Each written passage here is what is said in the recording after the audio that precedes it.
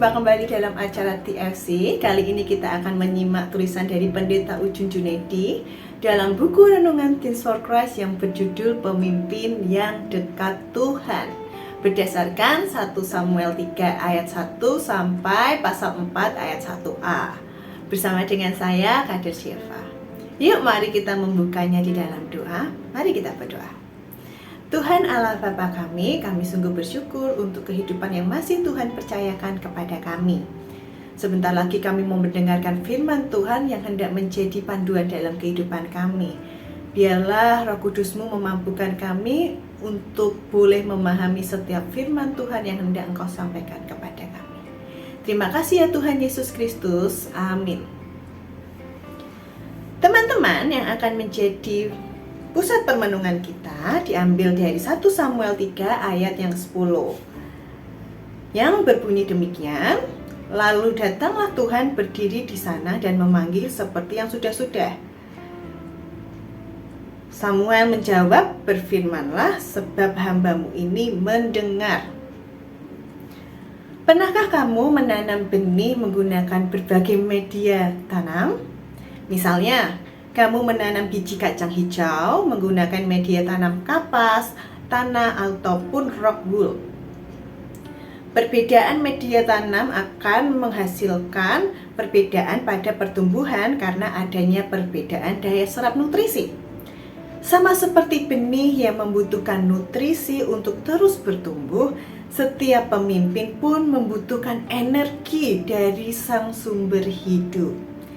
Kisah pembentukan kepemimpinan Samuel sebagai Nabi Tuhan sekaligus pemimpin spiritual umat Israel dapat memberi kita inspirasi. Pada awalnya, Samuel adalah seorang anak yang tidak terlalu mengenal Tuhan karena jarangnya kehadiran firman Tuhan di tengah bangsa Israel. Namun, justru di tengah situasi seperti itulah Tuhan membentuk Samuel menjadi pemimpin yang cemerlang. Firman Tuhan yang hadir kepadanya atas bimbingan yang tepat dari Imam Eli pun disambut oleh Samuel, sehingga ia memiliki relasi yang intim dengan Tuhan. Kedekatan hubungan antara Samuel dengan Tuhan itulah yang membentuk kualitas kepemimpinan Samuel sebagai pelayan Tuhan yang memberi dampak besar. Teens, kisah Samuel dalam teks Alkitab hari ini telah menunjukkan bahwa kualitas relasi yang intim dengan Tuhan akan berbanding lurus dengan kualitas kepemimpinan dari seorang pengikut Tuhan.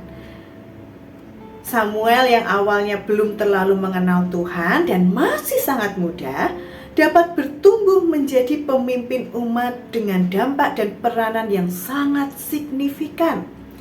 Kedekatan seorang pemimpin dengan Tuhan akan mempengaruhi cara ia menjalankan perannya.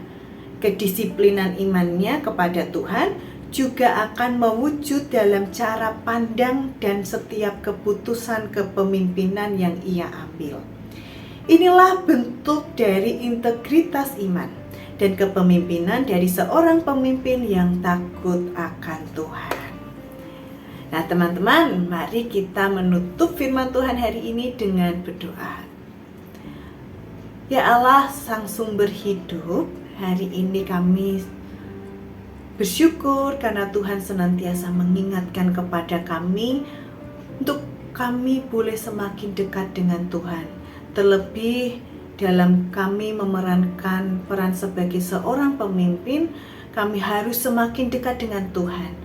Sehingga cara kami memimpin dan keputusan-keputusan yang boleh kami ambil boleh mencerminkan firman Tuhan dan boleh menjadi cara Tuhan untuk menyalurkan cinta kasih kepada orang-orang di sekitar kami.